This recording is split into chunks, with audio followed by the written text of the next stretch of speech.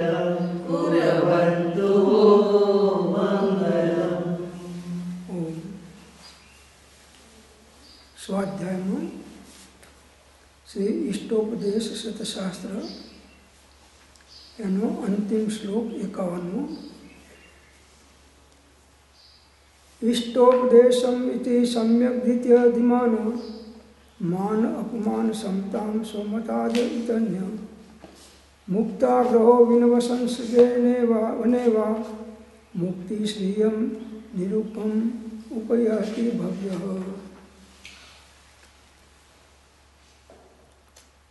હવે આચાર્ય ભગવાન શાસ્ત્ર અધ્યયનનું સાક્ષાત અને પરંપરાએ પ્રાપ્ત થતા ફળનું પ્રતિપાદન કરે છે। ગુજરાતી ગાથા લઉં છું। ઈષ્ટોપદેશમતિમાન ભણે સુરીતે માન અપમાન તું સહે નિજ સામ્ય ભાવે छोड़ी मताग्र वशे स्वजने वनेवा मुक्ति वधु निरुपमा जसु भव्य पामे। अन्वयार्थ एवी रीते इष्टोपदेशनो सारी रीते अभ्यास करीने बुद्धिशाली भव्य पोताना आत्मज्ञान थी मान अपमान में समता विस्तारी आग्रह छोड़ी नगर में के वन में निवास करतो थको उपमा रहित मुक्ति रूपी लक्ष्मी ने प्राप्त करे छे। आ इष्टोपदेशना अभ्यासनु फल वारंवार आ सतशास्त्रनो अभ्यास करो, अध्ययन करो, चिंतन करो, मनन करो, निधिध्यासन करो અને પછી પ્રયોગ કરો। કોના કહે છે? બુદ્ધિશાળી ભવ્ય ભવ્ય પણ બુદ્ધિશાળી જે છે જેને હે જ્ઞેય ઉપાધિનો વિવેક છે એવા બુદ્ધિશાળીને પોતાના આત્મજ્ઞાનથી आत्मज्ञान वगर तो आगळनी कोई भूमिका मोक्ष मार्ग में प्राप्त थती नथी। तो आत्मज्ञान थया पछी चारित्र मार्ग ने अंदर में आगळ वधता मान अपमान में समता विस्तारी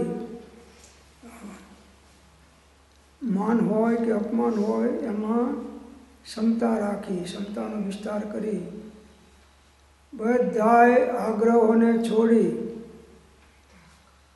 नगर में के वन में ज्यां उदय होय त्यां निवास करतो थको ये योगी उपमा रहित मुक्ति रूपी लक्ष्मी ने प्राप्त करे छे। आ एनो उपाय छे मुक्ति रूपी लक्ष्मी ने प्राप्त करवानो आ उपदेश छे। एटले इष्टोपदेशनो सारी रीते अभ्यास करो। आत्मानु इष्ट थाय एनो उपदेश एनु नाम इष्टोपदेश। आत्मानु इष्ट तो आत्मज्ञान ने केवल ज्ञान थी छे। आ केवल ज्ञान नो उपदेश आत्मज्ञान नो उपदेश आचार्य भगवाने कर्यो छे एनो तमे अभ्यास करो। हूँ जाणुं छुं के तेम थवुं कठिन छे तो पण अभ्यास ए ज सर्वनो उपाय छे। अभ्यास करो। शानो अभ्यास करवानो? समतानो। समता सर्वभूतेषु संयमेषु भावना आर्त रौद्र परित्याग तद्धि सामायिक व्रतम। समता एटले सामायिक परम वितराग भाव। मान होय अपमान होय जे कई सारा नरसा उदय होय एमां महापुरुषो समता ने धारण करे छे। अंदर मांथी कोईना प्रत्ये कषायमय विकल्प ने उत्पन्न पण थवा देता नथी। કોઈ ગમે એટલું ઉપસર્ગ પરીક્ષા કરે પણ આત્માને નુકસાન તો કોઈ પહોંચાડી શકવાનું છે નહીં. મરણાંત ઉપસર્ગ અગ્નિ સળગતો હોય ને એમાં પકડીને આપણને નાખી દે જ્ઞાનીઓને, છતાંય જ્ઞાનીઓ ક્ષમતા છોડતા નથી અને અંતર્મુહૂર્તમાં કેવળ જ્ઞાનીને મોક્ષે જતા રહેશે. આ ક્ષમતાનું ફળ છે.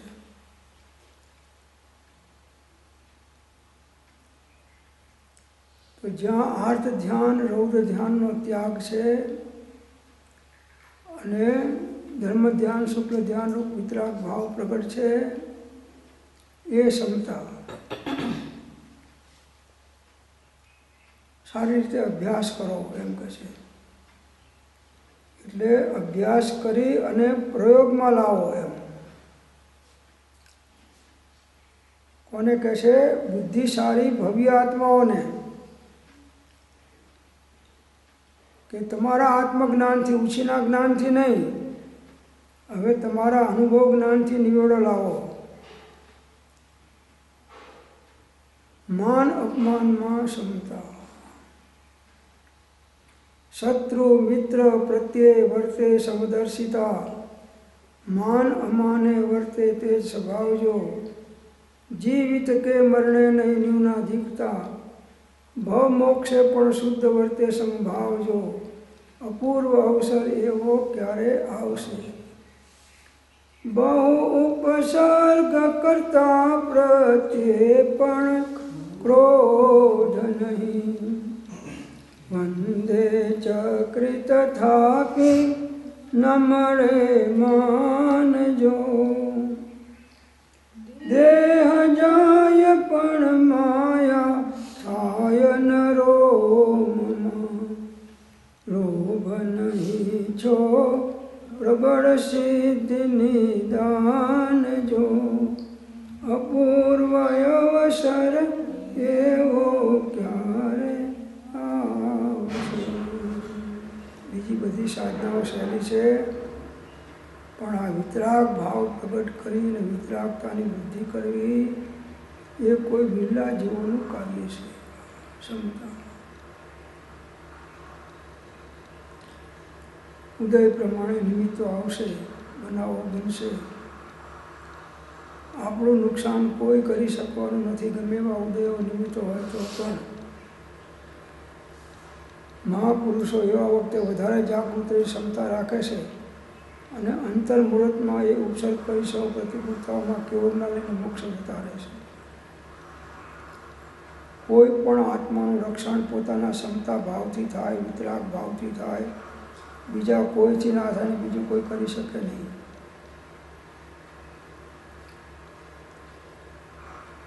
તો એનો વિસ્તાર કરો, બધા આગ્રહ છોડો. તમારા જે હઠાગ્રહ, કદાગ્રહ, મતાગ્રહ, એ બધા આગ્રહો તમને નડે છે, એ જ તમારી શાંતિનો ભંગ કરનાર છે અને એ જ તમારી સાધનામાં બાધક થાય છે. આગ્રહ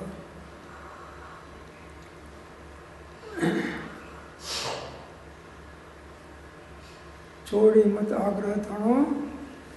છોટી મત દર્શન તણો. આગ્રહ તેમ વિકલ્પ કયો માર્ગ આ સાધશે. જન્મ તેના બધા આગ્રહ છૂટે અને યોગ્ય તો નગર કે વનમાં, એમને તો બધું સરખું છે. નગરમાં હોય તો ક્ષમતા ભાવ અને વનમાં હોય તો ક્ષમતા ભાવ.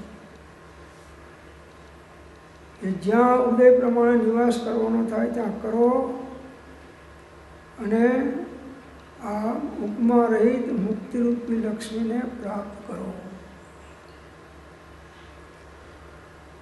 સર્વ સાધનાનું સાર મુક્તિની પ્રાપ્તિ કરવી તે જ છે. સમ્યક દર્શન, જ્ઞાન, ચારિત્ર્યની અભેદતા પ્રગટ કરવી એ જ છે. બસ એક થઈ તો આપણી સાધના સાચી. બાકી ગમે એટલા કલાકો ગમે તે પ્રકારની સાધના કરી પણ જો રત્નત્રયની અભેદતા પ્રગટ ના થઈ તો એ બધું સંસારનું કારણ થયું, મોક્ષનું કારણ થયું નહીં. ટીકામાં કહે છે ઇતિ એટલે એ પ્રકારે ઇષ્ટોપદેશ અર્થાત ઈષ્ટ એટલે સુખ અને તેનું કારણ મોક્ષ અને તેના ઉપાયરૂપ સ્વ આત્માનું ધ્યાન. તેનો જેમાં જેવડો યથાવત ઉપદેશ કરવામાં આવ્યો છે તેનું પ્રતિપાદન કરવામાં આવ્યું છે તે ઇષ્ટોપદેશ નામનો ગ્રંથ છે. ઇષ્ટ ઉપદેશ આત્માને અનંત સુખનું કારણ થાય, મોક્ષની પ્રાપ્તિ કરાવે, ઇષ્ટ છે આત્મા માટે. અને એનો ઉપાય પોતાના સ્વરૂપનું આત્મધ્યાન કરવું તે છે. આત્મધ્યાન કરે જો કો સો ફિર ઇણમે ના આવે, વાક જાલ બીજું સૌ જાણે, यही तत्व चित लावे.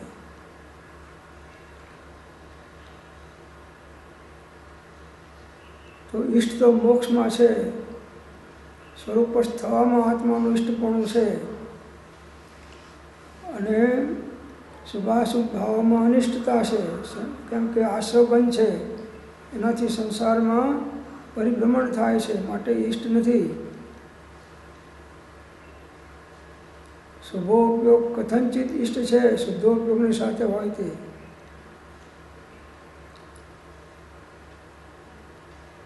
તો સુખ અને સુખનું કારણ મોક્ષમાં અનંત સુખ છે. અનંત સમાધિ સુખમાં અનંત દર્શન જ્ઞાન અનંત સહિત જો અપૂર્વ અવસર એવો ક્યારે આવશે મોક્ષ.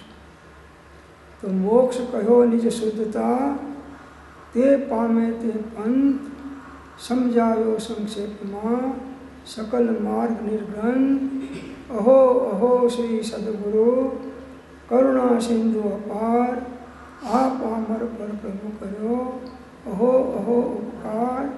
શું પ્રભુ ચરણ કને ધરો, આત્માથી સૌ હીન, તે તો પ્રભુએ આપ્યો વર્તું ચરણા. તો આખો જ્ઞાનીઓએ આપણને આ ઇષ્ટોપદેશની અંદરમાં મોક્ષનો માર્ગ આપી દીધો. હવે પ્રભુ તમારા ચરણમાં શું ધરું, આત્માથી બધું હીન છે ને, એ તો તમે આમાં આપી દીધો ઇષ્ટોપદેશમાં. તો એનો ઉપાય શું છે?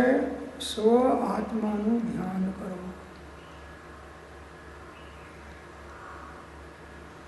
ઉપયોગને સ્વરૂપમાં સ્થિર કરો, અંતર્મુખ બનીને.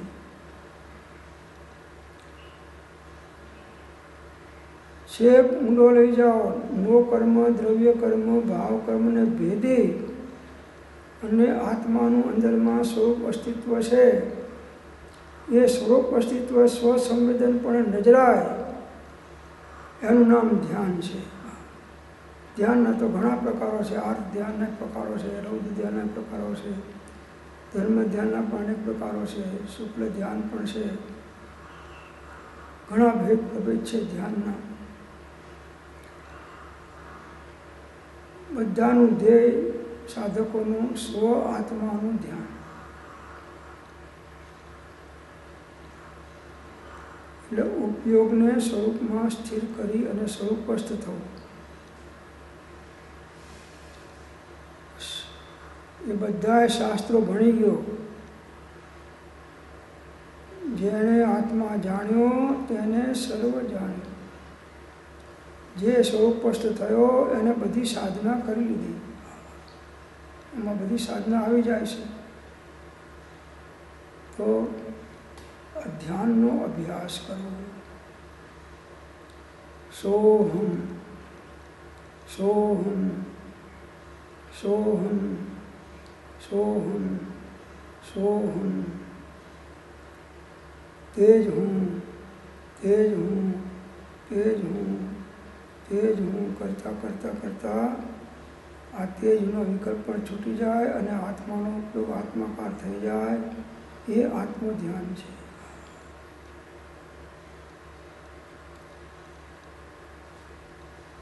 સાહેબ, તેજના વિકલ્પ છૂટતા નથી અને બીજા આપણો અસ્તિત્વમાં ઉપયોગ રાખો તો છૂટશે. અસ્તિત્વના આશ્રય ઉપયોગ હશે ત્યારે છૂટવાના. તો ઉપયોગમાં અસ્તિત્વને પકડવા માટે આ તેજ હું છે, એના પહેલાં આપણે તેજ હુંને પકડી રાખીએ છીએ અને અસ્તિત્વને છોડી દઈએ છીએ. પણ સાહેબ તેજ હું એ નથી પકડાતું. હા, પણ પકડાય તોય પણ એને છોડવાનું ભાવો બીજા હવે ઉદય છે, હજી આપણી ચારિત્રની નબળી છે, સમ્યક દર્શન છે નહીં, તો ના આવે તો આશ્ચર્ય, આવે એમાં કંઈ આશ્ચર્ય નથી. છતાં પણ હું જાણું છું કે તેમ થવું કઠિન છે, તો પણ અભ્યાસ એ જ એનો ઉપાય છે. વારંવાર અભ્યાસ કરો તો કઠિન પણ સહેલું થતું જશે, ધીમે ધીમે કેમ નહીં થાય. આત્મ ધ્યાન વગર તો કલ્યાણ છે નહીં, અને આત્માની શાંતિ એ નથી. તો સૂતનું બળ વધારો અને ધ્યાનનો અભ્યાસ કરો. ધ્યાનમાંથી ઉપયોગ છૂટે, વળી પાછું સૂતનું અવલંબન લો, વળી પાછું સૂતનું અવલંબન વધારી અને ધ્યાનમાં આવો. બસ જ્ઞાન ધ્યાન વૈરાગ્યમય ઉત્તમ જहाँ વિચાર, જે ભાવે શુભ ભાવના આત્મભાવના, તે ઉતરે ભવ પાર. વારંવાર કરવાનું છે. આ તો કાર્યની સિદ્ધિ ના થાય ત્યાં સુધી થાકવાનું નથી. આપણે અડધો કલાક, 2 કલાક કરી થાકી જઈએ છીએ. મેં આટલું બધું કર્યું તો કેમ દેખાતો નથી આત્મા?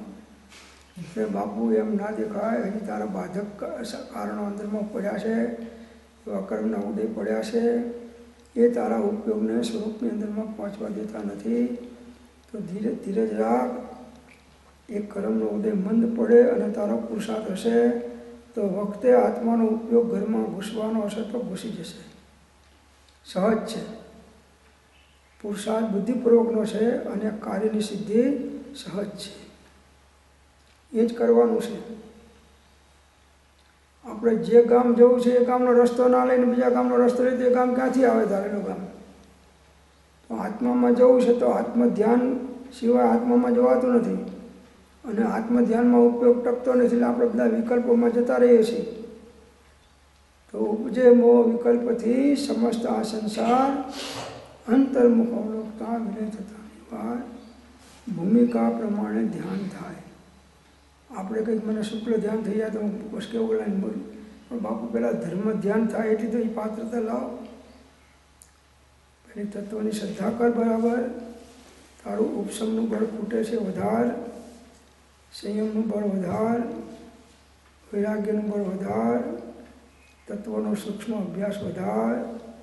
કોઈ જ્ઞાનીની આજ્ઞામાં નિશ્રામાં રહી અને ધીમે ધીમે પુરુષાર્થ કર, તો જ્ઞાની પાસેથી પ્રેરણા મળતી જશે. તારો મૂડ ઓફ થશે નહીં, તું થાકીશ નહીં, તારો ઉત્સાહ જળવાઈ રહેશે, ઉત્સાહની વૃદ્ધિ થશે અને તારું કામ થઈ જશે.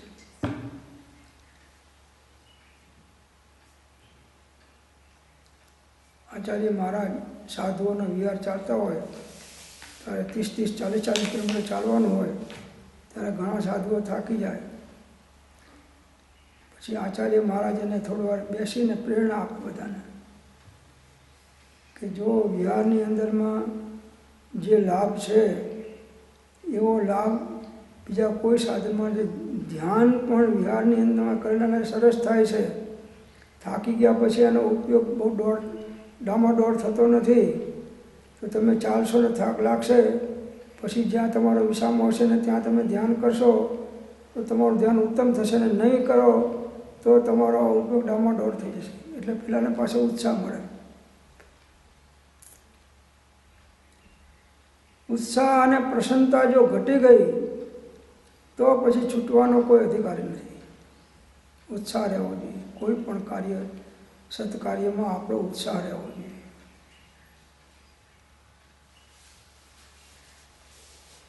તો આત્માનું ધ્યાન એ મોક્ષનો ઉપાય છે.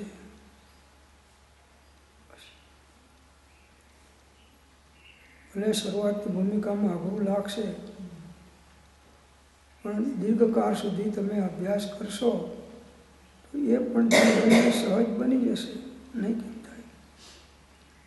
જે મોક્ષે ગયા એ પહેલાં આપણા કરતાં નીચેની ભૂમિકામાં હતા, પણ એમને ગુરુગમ મળી, ગુરુનો બોધ મળ્યો, ગુરુની પ્રેરણા મળી, ગુરુનું બળ મળ્યું, એટલે એ ઉત્સાહની અંદરમાં થઈ અને પોતાનું કામ કરી લેશે.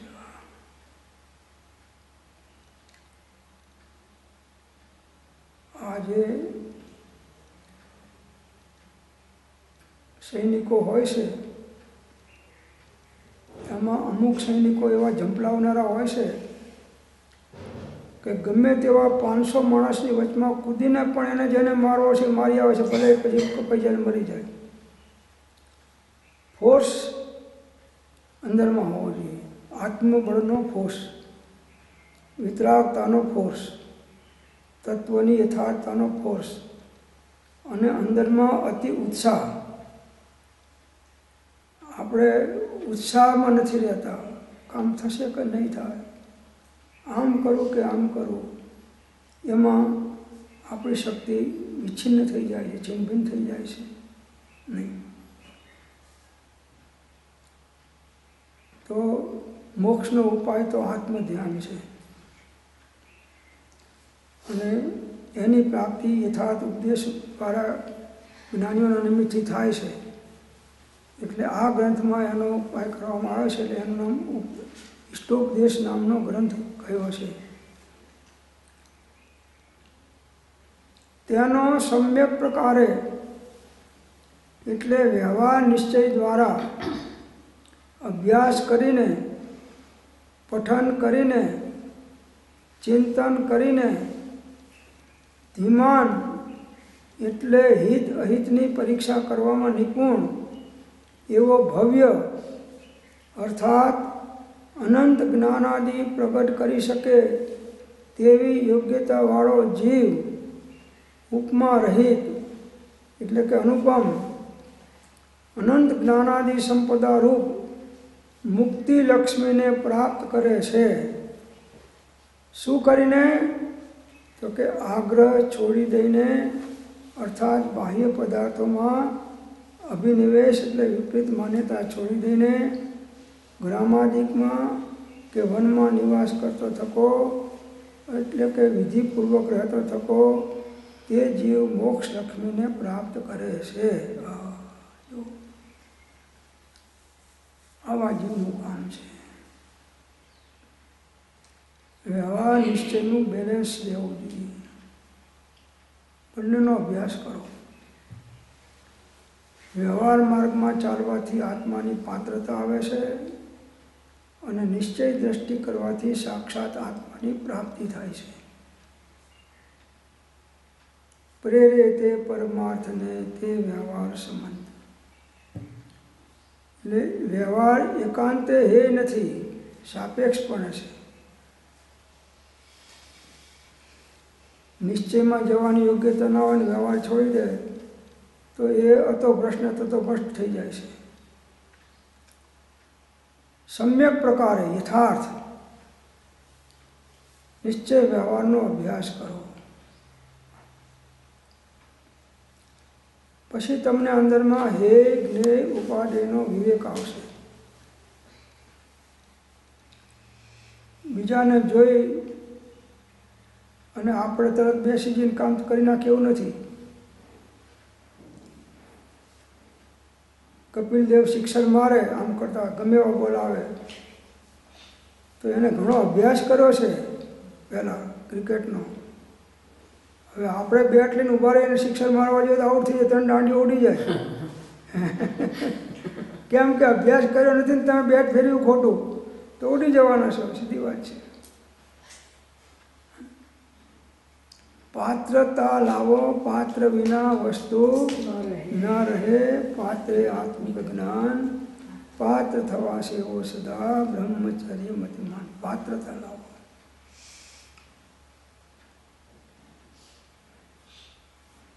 તો યથાર્થ સમ્યક પ્રકારથી વ્યવહાર નિશ્ચયનો અભ્યાસ કરો. તત્વને સમજવા માટે વ્યવહાર જરૂરી છે અને આત્માને પ્રાપ્ત કરવા નિશ્ચય દ્રષ્ટિ પણ જરૂરી છે. જ્યાં જ્યાં જે જે યોગ્ય છે ત્યાં સમજવું તે, ત્યાં ત્યાં તે આચરે. આત્માથી જાણીએ વ્યવહાર નિશ્ચય.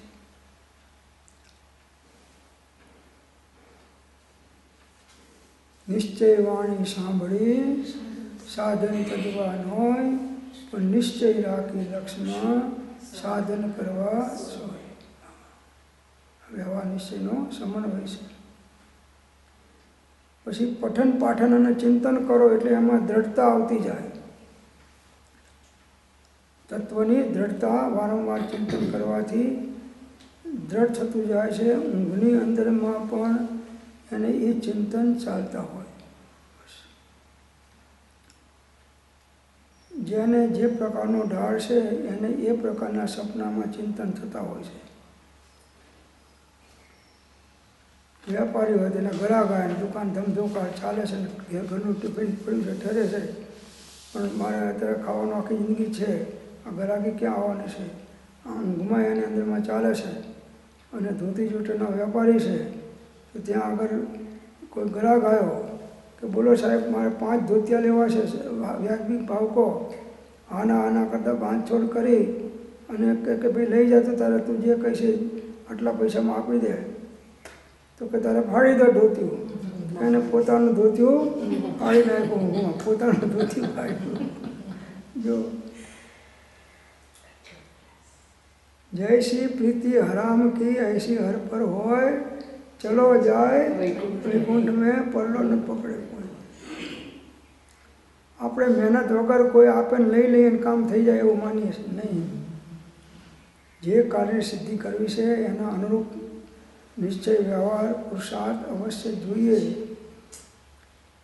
એક ટકો ઓછો નહીં ચાલે.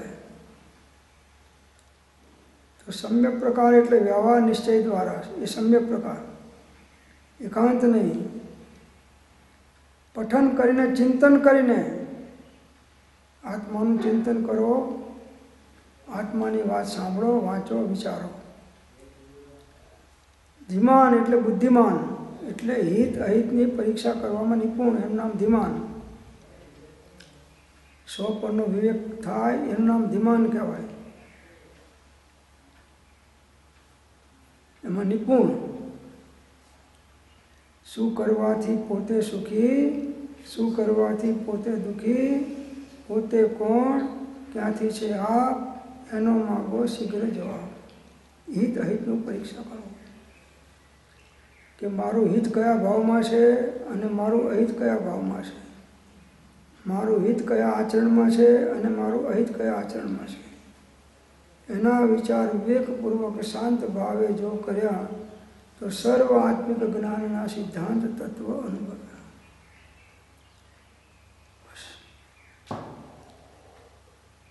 તત્વની યથાર્થતા હશે તો જ સાચો હિત અહિતનો નિર્ણય થશે.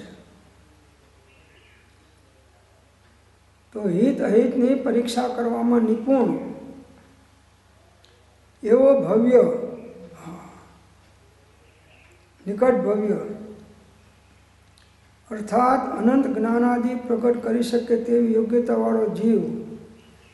ભવ્ય એટલે જેની અંદરમાં રત્નત્રયની અભેદતા પ્રગટ કરવાની યોગ્યતા થઈ છે એ બધા ભવ્ય છે. કોઈ વહેલો થાય, કોઈ મોડો થાય, પણ ભવ્ય છે નિયમથી મોક્ષ જવાનો. એટલે કે અનંત જ્ઞાનાદિ પ્રગટ કરી શકે એવી યોગ્યતાવાળો જીવ હોય. અભવ્ય ના કરી શકે, દુરાતી દુર્ભવ્ય હોય એને પણ હમણાં ના થાય. અને ઉપમા રહિત અર્થાત અનુપમ અનંત જ્ઞાનાદિ સંપદારૂપ મુક્તિ રૂપી લક્ષ્મીને પ્રાપ્ત કરે છે. તો મુક્તિની લક્ષ્મીની ઉપમા કોઈની સાથે આપી શકાતી નથી. અનુપમ અનંત જ્ઞાન આદિ સંપદારૂપ, અનંત જ્ઞાન, અનંત દર્શન, અનંત આનંદ, અનંત વીર્ય, આવા આત્માના અનંત ગુણો જેને અંદરમાં અંશે પ્રગટ થાય એ સમ્યક્ત્વ છે. સર્વગુણાસ્ત સમ્યક્ત્વ. અને સંપૂર્ણ પ્રગટ થાય તો કેવળ જ્ઞાન છે.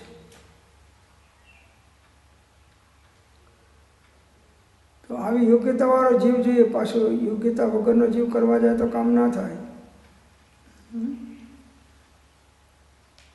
પાત્રતા હોય તો કામ આવે ને. કોઈ ઇન્સ્પેક્ટર સાહેબ હોય ને કંઈક અમને પકડી લો, પોલીસ વાળાને કહે પકડી લે, પણ તમે પોલીસ વાળાને કહો અમને પકડી લો બધાને, તો એ પકડે નહીં. તમે અધિકારી નથી. હે, આપણને પકડી તમને પકડે કે તું મને ઓર્ડર આપનારો કોણ છે? એને પકડી લે. પાત્રતા લાવવાની છે બસ. એ તરફ બહુ ઓછા મુમુક્ષોની દ્રષ્ટિ હોય છે, પાત્રતા વધારવાની. બસ રેડી રેફરન્સ મળી એનું કામ કરી લઉં, બસ કંઈ કરવું પડે નહીં. અને સાહેબ તમે માથામાં વાસ્કેપ નાખો કે હાથ મૂકો એટલે મારું કામ થઈ જાય. કે થઈ જાય પણ તારી પાત્રતા થાય ત્યારે.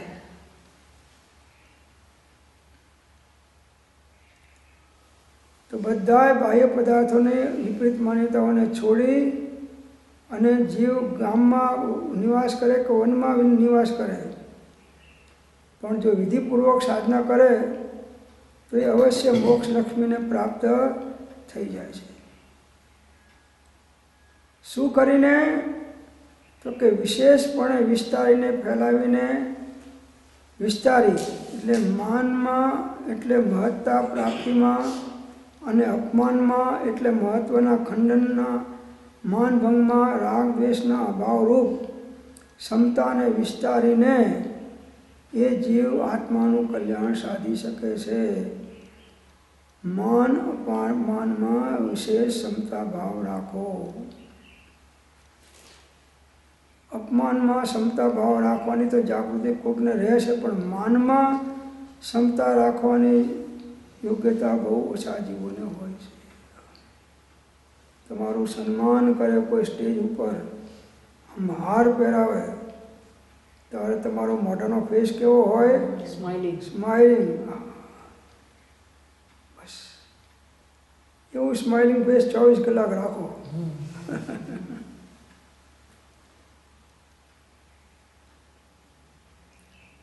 માન હોય કે અપમાન હોય, આત્માને કોઈ નુકસાન નથી.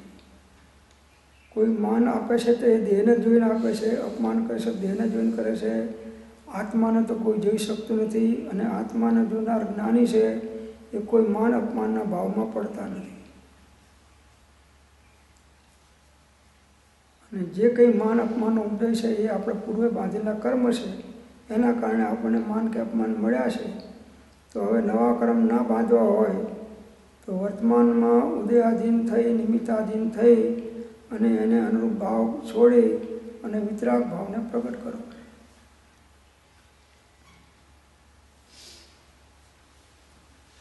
કોઈ માનમાં એટલે મહત્તા પ્રાપ્તિમાં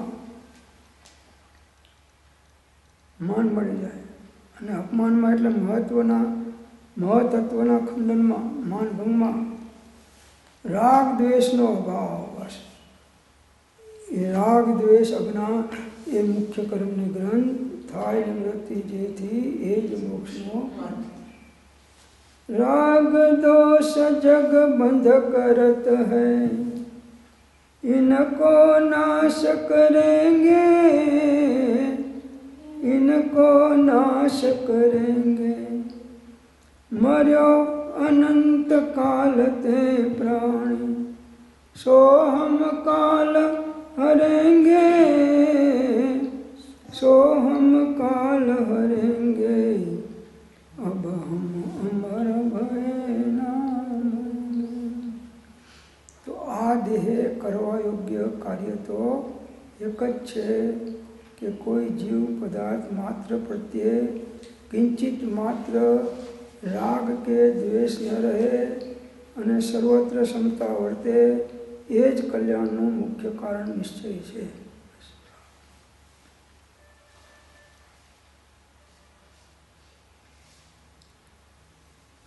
કોઈ રાગ કરે અને આપણે ફોટો પડાવે ત્યારે ખ્યાલ આવ્યો, અને કોઈ આપણા પ્રત્યે દ્વેષ કરે અથવા આપણને કોઈના પ્રત્યે દ્વેષ થાય અને ત્યારે તમારો ફોટો જુઓ, તમે તો એના એ જ છો, પણ ફોટામાં ફરક દેખાઈ જશે. ક્ષમતા વગર કલ્યાણ નથી. કોઈ પણ આત્માનું રક્ષણ પોતાના વિતરાગ ભાવ સિવાય થઈ શકે નહીં. તો હર ઉદય નિમિત્તમાં ક્ષમતા રાખતા શીખવાનું છે. આ જ આપણી સાધના છે.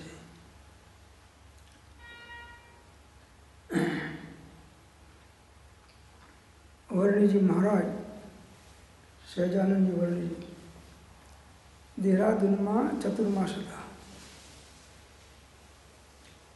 તો એમને જ્યાં જાય ત્યાં બધા બેન વાજન લેવા આવે ને મૂકવા આવે ને આખું ગામ પાછળ જાય ઘણું માન મળે. ત્યાગી અને પાછા જ્ઞાની. તો એમને સામાયિકમાં ચિંતન કર્યું કે માન આપે છે એ તો મારો પુણ્યનો ઉદય છે, પણ એમાં હું એકાકાર થઉં છું કે નહીં મારે જોવું પડે. તો હવે અપમાનમાં મારું શું થાય મારે જોવું છે. અને મારું અપમાન તો કોઈ કરવાનું નથી આ સાવકો તો સવારમાં દિશાએ જવા નીકળ્યા લોટો લઈને. અને છોકરાઓ નગરચો રમતા હતા. પેલું 7 કૂકડા ઉપર મૂકે ને પથરા, અને આમ પથરાથી પાડી દે ને પછી ચડાવી દે. તો એ 1 પોઈન્ટ જીતી ગયો. તો ત્યાંથી આમ નીકળ્યા. એ શુદ્ધિ માટે નીકળતા હતા. કમાન્ડરને હતું પછીને. પછી મેદાન મોટું હતું, છોકરાઓ રમતા હતા. આ બાજુ એમનો રસ્તો પેલી બાજુ ખૂણામાં હતો. તો ત્યાં આગળ એને વિકલ્પ આવ્યો કે લાવ અહીંયા કંઈ મારી ચકાસણી કરવા જેવી છે. માન અપમાનની ચકાસણી અહીં કરવા જેવી છે. એટલે વર્ણિજી એ મેદાનની વચ્ચોવચ્ચ ચાલ્યા. આ છોકરા રમતા હતા એ જગ્યાએ ચાલ્યા. અને પેલા છોકરાએ કુકરી ઉપર સાત ચડાવેલી અને પેલા બોલ મારીને પાડવાની તૈયારીમાં હતા. અને મહારાજ વર્ણિજી મહારાજ ત્યાં અહીં ઊભા રહ્યા અને એ 7 કૂકડાને લાત મારી દીધી અને 7 કૂકડાને પાડી દીધા નીચે. અને પછી આમ છાતીમાં કાઢીને આમ હાથ રાખીને ઊભા રહ્યા કે જાઓ તમારે થાય કરી લો. કે હવે છોકરાઓ તો જુવાનિયાઓ એટલે કે આ કોઈ પાગલ સાધુ લાગે છે, આનું ડગરી ખસાઈ ગઈ છે. તો કે હા આની દીકરી ઠેકાણે લાવો. કે તો બધાએ પથરા મારવા માંડ્યા. એ પેલા 7 કૂકડા હતા અને બીજા પથરા આમ મારવા માંડ્યા. અને વર્ણિજી આમ છાતી કાઢીને હસતા જાય. તો ત્યાંથી 3-4 સાવકો નીકળ્યા. એને જોયું કે વર્ણિજી મહારાજના છોકરાઓ ફરી વળે છે અને પથરા મારે છે શું. તો એવું તરત ત્યાં આવીને ઊભા રહ્યા. છોકરાઓ તો ગામના જ ઓળખે કે તમે શું કરો છો. આ તો કોઈ સામાન્ય માણસ નથી, તો આત્મજ્ઞાની મહાત્મા સંત પુરુષ છે, અમારા ગુરુ છે. છોકરાઓ કે આ તમારો સંત પુરુષ જ્ઞાની છે કે અજ્ઞાની છે. કે અમે રમતા હતા આ બાજુ ને એ આમથી જતા હતા ને વચમાં આવી જાણી જોઈને એમને આ કર્યું છે. પૂછો એમને તમે. કે અમે એમને માં નથી કરતા. તો વર્ણિજી મહારાજને પહેલાં પૂછ્યું ગામવાળાઓએ કે હે સાહેબ આ કહે છે શું કહે છે. તો કે વાત સાચી છે. તો કે તમે આમ કેમ કર્યું. કે મારી ચકાસણી કરવા માટે કે બધા માન આપે છે તો મને ક્ષમતા રહેશે, તો અપમાન મળે તો ક્ષમતા રાખી શકું છું કે નહીં એ મારે જોવું હતું. એ ચકાસણી કરવા માટે કર્યું. છરીની ધાર કાઢવાવાળા હોય છે એ ધાર કાઢીને પછી આંગળી ફેરીને જોઈ લે છે કે ધાર ચડી છે કે નહીં. તો મારે આ જોવું હતું એટલે મેં આમ કર્યું છે. પછી તો છોકરાઓને તો કાઢી મૂક્યા. પેલા ગામવાળાઓએ મહારાજને લાયા કે મહારાજ સાહેબ આવું ના કરાય તમારાથી. અને કે જો થિયોરિકલ અભ્યાસ તો બહુ કર્યો, આ પ્રેક્ટિકલ અભ્યાસ હતો તમારો.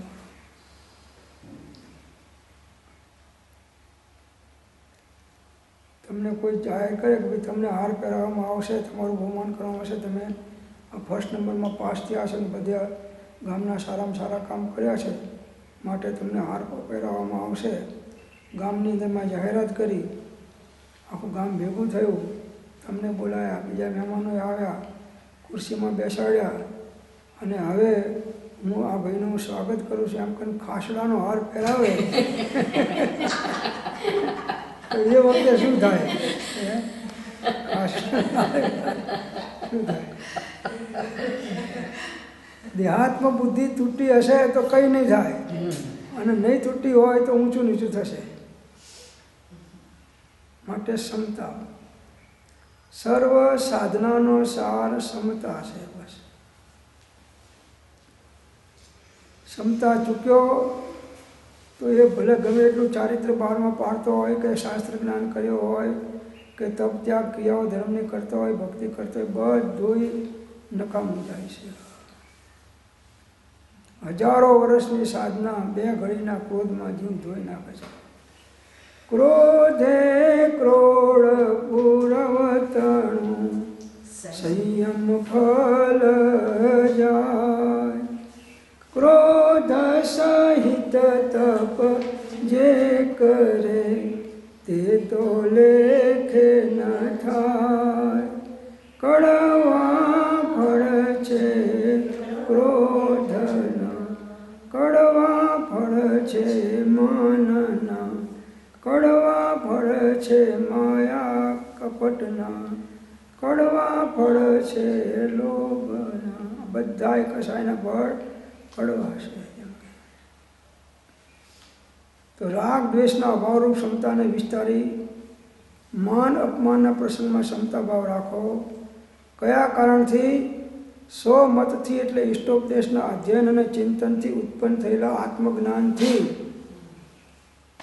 બસ આ ઇષ્ટોપદેશનો વારંવાર અધ્યયન કરો, ચિંતન કરો, તો એનાથી તમને આત્મજ્ઞાન પ્રગટ થશે. અને આત્મજ્ઞાન પ્રગટ થશે તો તમને ક્ષમતા રહેશે, અને ક્ષમતા હશે તો મુક્તિ લક્ષ્મીની પ્રાપ્તિ થશે.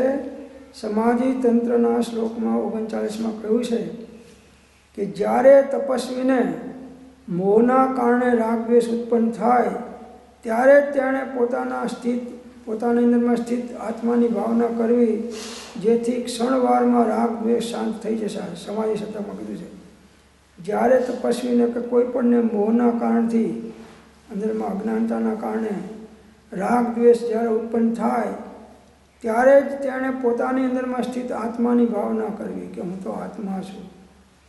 અને તેમ કસાય આદિ કે અકસાય આદિ જે કંઈ પણ પ્રવૃત્તિ આત્મા પ્રવર્તે તેનું ફળ પણ થવા યોગ્ય છે, અને તે થાય છે તે ક્રિયાનો આત્મા કરતા હોવાથી ભોગતા છે. એમ આત્મભાવના ભાવ ત્યાં જીવ લહે કેવો ના, તો ક્ષણવારમાં રાગ દ્વેષ શાંત થઈ જશે. ભાવાર્થ: આ ઇષ્ટોપદેશમાં ઇષ્ટ એટલે મોક્ષ અને ઉપદેશ એટલે તેનો ઉપાય, મોક્ષનો ઉપાય, એનો ઉપાય આત્મધ્યાન, તેનું નિરૂપણ પ્રતિપાદન કરવામાં આવ્યું છે. ગામમાં કે વનમાં વસતો થકો જે ભવ્ય જીવ આ ઇષ્ટોપદેશ વ્યવહાર નિશ્ચય દ્વારા સમ્યક પ્રકારે અધ્યયન ચિંતન કરી હિત અહિતનો વિવેક કરે છે તથા બાહ્ય પદાર્થોમાં મમત્વનો ત્યાગ કરી માન અપમાન પ્રસંગે ક્ષમતા ભાવ રાખે છે, તે ઇષ્ટોપદેશના અધ્યયન ચિંતનથી પ્રાપ્ત કરેલા આત્મજ્ઞાન દ્વારા અનુપમ મોક્ષને પામે છે. ગામમાં વસતા હોય કે વનમાં વસતા હોય, પણ જે જીવ ભવ્ય છે, નિકટ ભવ્ય છે, એ આ ઇષ્ટ ઉપદેશ વ્યવહાર નિશ્ચયનો સમ્યક પ્રકારે એનું અધ્યયન કરે, ચિંતન કરે, મનન કરે, નિધિધ્યાસન કરીને પ્રયોગ કરે અને હિત અહિતનો વિવેક કરે કે મારા આત્માનું હિત કસાય કરવામાં છે કે મારા આત્માનું હિત અકસાય ભાવમાં રહેવાનું છે, મારું અહિત કરનાર બીજા છે કે હું જ મારા અજ્ઞાન દ્વારા રાગદ્વેષના ભાવ કરીને મારો અહિત કરું છું. આનો એના વિચાર વિવેકપૂર્વક શાંત ભાવે જો કર્યા તો સર્વ આત્મિક જ્ઞાનના સિદ્ધાંત તત્વ અનુભવ્યા. હે આત્મતારો શીઘ્ર એને ઓળખો, સર્વાત્મમાં સમદ્રષ્ટિ દો. આ વચનને તો હિત અહિતનો વિવેક રાખો. મારા આત્માનું હિત ક્ષમતા ભાવમાં છે કે વિષમ ભાવની અંદરમાં છે, કસાય ભાવમાં છે, વિવેક કરો. શું કરવાથી પોતે સુખી, શું કરવાથી પોતે દુઃખી, પોતે કોણ, ક્યાંથી છે આપ, એનો માંગો શીઘ્ર જવાબ. તો બાહ્ય પદાર્થોમાં મમત્વનો ત્યાગ. શરીર પણ બાહ્ય છે, કુટુંબીજનો પણ બાહ્ય છે, સંયોગમાં રહેલા બધા ચેતન અચેતન પદાર્થો પણ બાહ્ય છે. એમાં જ્યાં સુધી મમત્વ હશે કે અહમપણું હશે ત્યાં સુધી તમને અંદરમાં વિતરાગ ભાવની વૃદ્ધિ નહીં થાય, આકુરતા વ્યાકુરતા રહેશે. માન અપમાન પ્રસંગે ક્ષમતા ભાવ રાખો એમ કહે છે. કર્મના ઉદયમાં માને મળશે ને અપમાને મળશે, અને ક્ષમતા ભાવમાં મોક્ષ મળશે. માટે ક્ષમતા સર્વભૂતેષુ સંયમેષુ ભાવના આર્ત રૌદ્ર પરિત્યાગ તદધિ સામાયિક પ્રથમ. આનું નામ સામાયિક છે. ક્ષમતા ભાવમાં સામાયિક છે. તો આ પ્રકારે આ ઇષ્ટોપદેશ શાસ્ત્રનું અધ્યયન ચિંતન કરી અને આત્મજ્ઞાન પ્રાપ્ત કરો અને અનુપમ મોક્ષને સુખને પ્રાપ્ત થાવ એવા આચાર્ય ભગવાન આપણને પ્રેરણા કરે છે, આશીર્વાદ આપે છે. ઓમ શાંતિ શાંતિ शांति. जिन वाणी के ज्ञान से सूझे